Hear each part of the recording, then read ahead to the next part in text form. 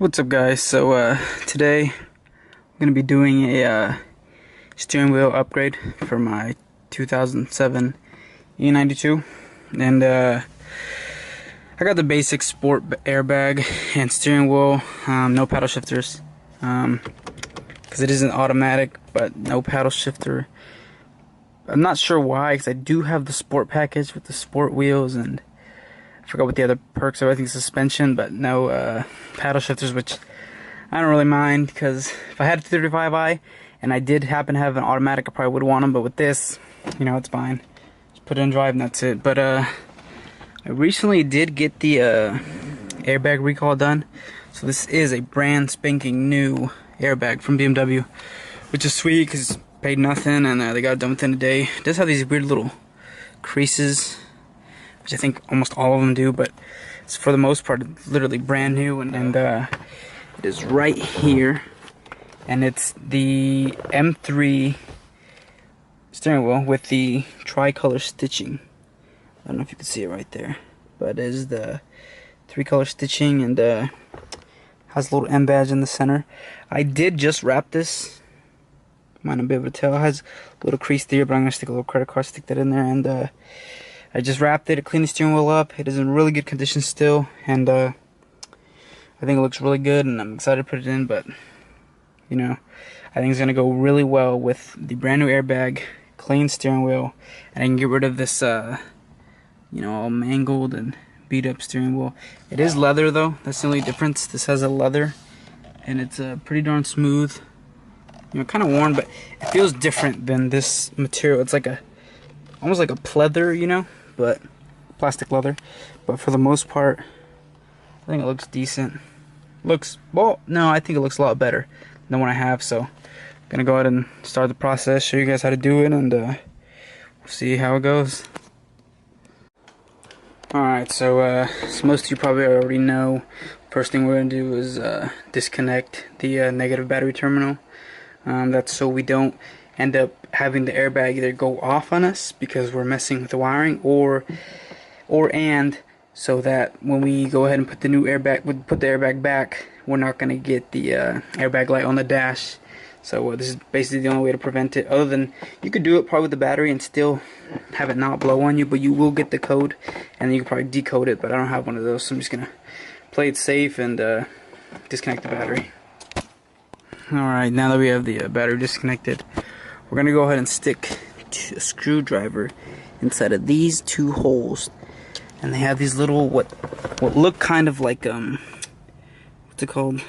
They kind of look like bobby pins, but they basically just stretch, and they have a little coil in the middle, so it adds tension. And when you stick the screwdriver in there, you press one of the ends in, and it releases a clip, and the airbag comes out. And you have two of them, one on each side, and you kind of have to do it kind of simultaneously, or else what happens is one side comes out too far, and the other one, the clip on the inside, gets crooked and it doesn't come out. So you kind of have to clip it, pull it out slightly, do the other side, then pull them out together. So let's go ahead and give that a shot real quick. Alright, so I went ahead and did that, and those are the two clips you push in to get the clips out. And now we have these two clips in the back. We're going to pull up on this black piece on the green one, and the same thing on the other black one. And then once we pull those two out, these clips come out and the whole airbag comes out, because right now it's held in by those wires. Alright, next tip is we have a 17 or 16 or 17, I don't know, but I'm using a 5/8 socket because it's a lot more snug than both of those, so which actually might be the size of the bolt. I don't know, you know, it's hard to tell which metric unit to use on these cars. But you're gonna have a 17. Shoot, you're gonna have a bolt, and you gotta find out the size, and this is the only bolt that's gonna be holding your steel wool in.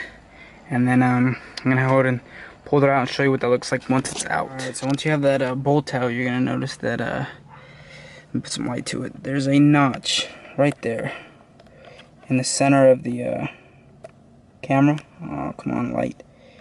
And that notch right there is gonna be lined up with that center of all the little teeth. There's going to be a little flat area, but there's going to be 3 teeth that aren't carved out. That's going to be the center of your steering column and steering wheel. So when you pull it out, you basically want to line that up, and it's not too hard to mess up, but you just want to go ahead and do that so you don't have any alignment issues or steering issues when you're done. Alright, so as you can see, New steering wheel is in, and got that little notch lined up right there, looking good. So now I'm gonna stick the bolt in, and that's it. Should be able to start assembling it slowly. Everything's wired up, wires are in, bolts in, tight, snug. I don't know what the foot-pounds torque spec is, but hand tight's good enough for me. It's in. I'm gonna stick the steering wheel back in. Steering wheel airbag. What am I saying? Stick the airbag in. Put the battery back on, and I will be back with the final result. All right, so here it is, all done. Spun it up. Put all the clips in the back of the airbag. Plug the airbag in, clipped it in, so now it does, you know, freely move everywhere, and I think it looks real good. Pretty easy, pretty quick job. You know, I think this really looks good now that I have a brand new steering airbag, which is awesome, because you know, most BMWs nowadays, the older ones at least, 2007 and down, you know, the airbags are always kind of, you know, oily and all ugly, and you know, they're always kind of worn, because it is a steering wheel. You're always touching it, you get your oils all over it, and you get that kind of faded, you know, greasy look. So I'm pretty dang happy I got the airbag and the steering wheel. I think it looks amazing. Got the M badge, tricolor stitching. I know M badge is a little too much, especially since I don't have an M, but I think it's kind of acceptable when it's on the inside of your car, not on the outside, and it's a little bad. It's not like I put a big old M right there on the dash, you know, because that's trying to infer that I have an M, and I don't soon. But for the most part, that was it. Let me know what you guys think. Let me know if you have any questions. You know, it's not a very hard process. I've done it multiple times on different cars I've owned, and I think anyone who gets the chance or has the opportunity to do so should do it, because it is pretty darn good looking. Really upgrades the look of the car. It's gonna add some value to it, I think, too, because it is an M bag steering wheel, and airbag's brand new, even though it was recalled, but still brand new. And that's it. Let me know what you guys think. Like, subscribe. Try to expect more. More's coming on the way. Next thing that should be coming is probably wrap, and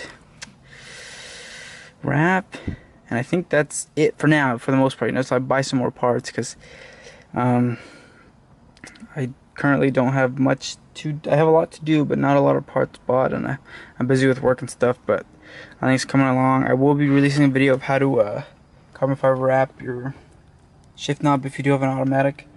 Looks really good. Hopefully I'll be able to make a video about it soon, let you guys see how to do that, because at the end of the day, this is just to help people, and if anybody gets any knowledge from this, or I help anybody, I'll be glad. You know, I don't have to have a lot of views, a lot of subscribers, as long as I have it for myself. You know, 10 years from now, I go back, watch my own YouTube videos about how I built this E92, I'll be glad. So thanks for watching. See you in the next one.